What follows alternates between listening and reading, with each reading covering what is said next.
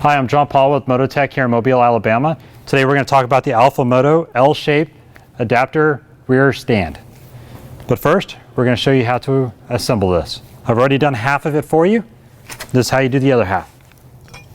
You take the leg, slide the leg in, take the bolt, head from the inside to the out, washer, nut. There's two of them, so make sure you get both of them in there. You'll need a number 5 Allen and a number 13 socket.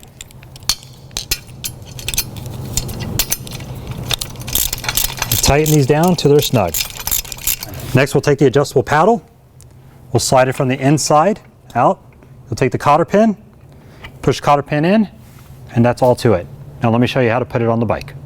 Now that we showed you how to assemble the rear stand, let's show you how to put it on the bike. First, you do want to make sure that your paddles are even distance to what your swing arm that you're going to be applying them onto. Next, set up the lift behind the tire so you can easily access it. Center the bike. Put the paddles onto the swing arm area that you're going to be applying. Once that's there, push down, and that is all.